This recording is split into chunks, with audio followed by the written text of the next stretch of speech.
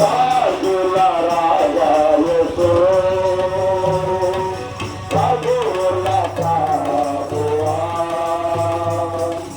పశువులతో శిశువుగా నైతివ ముక్తిదాత యేసువా.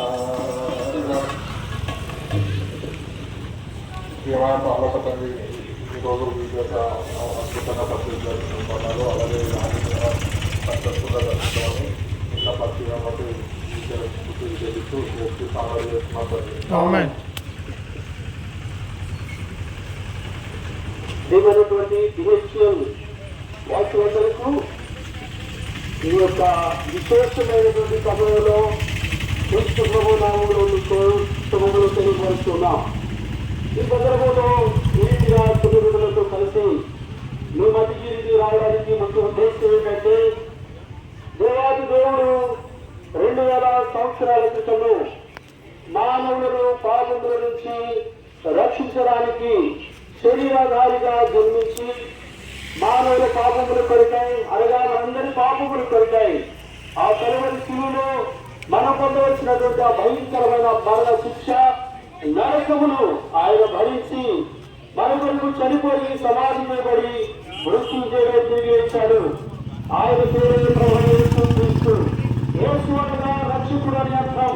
తన ప్రజలను వారి పాపము నుండి ఆయనే రక్షించును కనుక, విడిపించును కనుక ఆయనకి యేసు అని పేరు పెట్టుకొని ఉన్నాడు.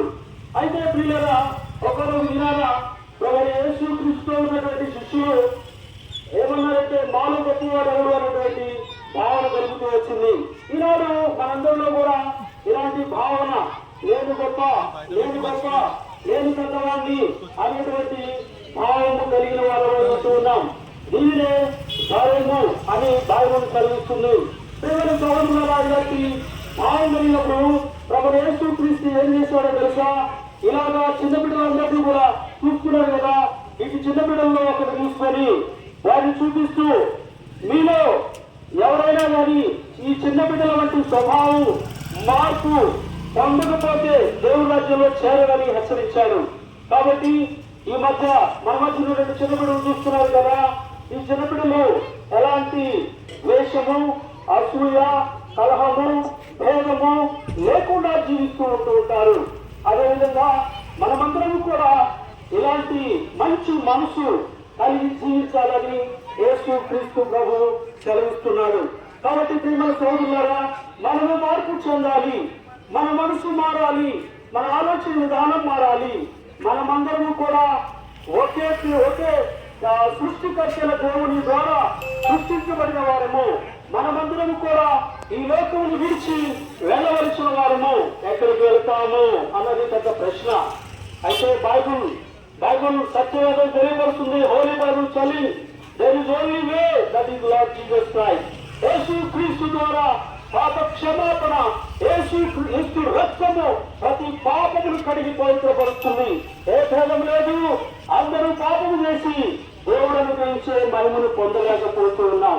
ప్రియ సహోదరా, నా ప్రియ సహోదరి, రేపు మనది కాదు, నేడు అనే ఈ దినం ఉండగానే ప్రభు యేసు క్రీస్తునందు విశ్వాసం ఉంచండి. అప్పుడు మీరు మీ ఇంటి వారు రక్షించబడతారు. అతి కృప పరిశుద్ధాత్మ దేవుడు మీకు అనుగ్రహించును గాక. మీ కొరకు చిన్న ప్రార్థన చేస్తాం. ప్రభావం ఇష్టపడిన వాటిని బట్టి మీరు కనుకొచ్చేయండి. ప్రభావం మీరే హృదయాలలో కార్యాలు చేయించండి. ప్రభావం ముందుకు మీరే సహాయం చేయమని కోర్టు ప్రార్థించండి, వేడుకుంటున్నామా తండ్రి.